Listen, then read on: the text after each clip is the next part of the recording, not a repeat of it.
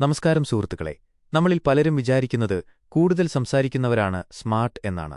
എന്നാൽ ലോകത്തെ മാറ്റിമറിച്ച പല മഹാന്മാരും വിശ്വസിച്ചിരുന്നത് മൗനം ഒരു വലിയ ആയുധമാണെന്നാണ്. എവിടെ സംസാരിക്കണം എന്നതിനേക്കാൾ എവിടെ മിണ്ടാതിരിക്കണം എന്ന് പഠിക്കുന്നതാണ് ഒരാളുടെ വിജയത്തിന്റെ ആദ്യപടി. ഇന്നത്തെ വീഡിയോയിൽ നമ്മുടെ വാക്കുകൾ എങ്ങനെ കുറയ്ക്കാമെന്നും അതുവഴി എങ്ങനെ ജീവിതത്തിൽ വിജയിക്കാമെന്നും നമുക്ക് നോക്കാം.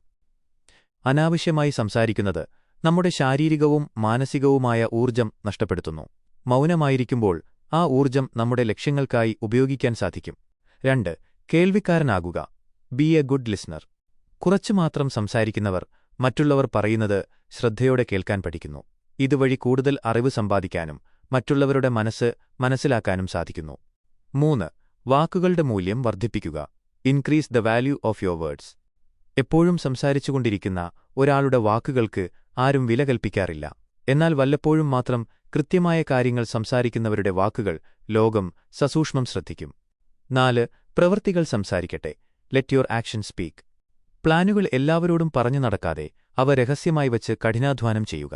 നിങ്ങളുടെ വിജയം ഒരു വലിയ ശബ്ദമായി ലോകം കേൾക്കട്ടെ. 5. ആത്മനിയന്ത്രണം. Self control. ദേഷ്യം വരുമ്പോഴോ സങ്കടം വരുമ്പോഴോ മൗനം പാലിക്കുന്നത് അനാവശ്യമായ വാക്കുകൾ കൊണ്ട് ബന്ധങ്ങൾ തകരുന്നത് ഒഴിവാക്കാൻ സഹായിക്കും. വീഡിയോയുടെ അവസാനം കൺക്ലൂഷൻ. അതുകൊണ്ട് സുഹൃത്തുക്കളെ, ഇന്നുമുതൽ ഒരു കാര്യം തീരുമാനിക്കൂ.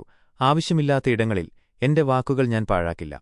എന്റെ പ്രവൃത്തികൾ കൊണ്ട് ഞാൻ മറുപടി നൽകും. ഈ വീഡിയോ നിങ്ങൾക്ക് ഉപകാരപ്പെട്ടെങ്കിൽ ലൈക്ക് ചെയ്യാനും സുഹൃത്തുക്കൾക്ക് ഷെയർ ചെയ്യാനും മറക്കരുത്. ഇതുപോലുള്ള കൂടുതൽ മോട്ടിവേഷണൽ വീഡിയോകൾക്കായി ഈ ചാനൽ സബ്സ്ക്രൈബ് ചെയ്യൂ.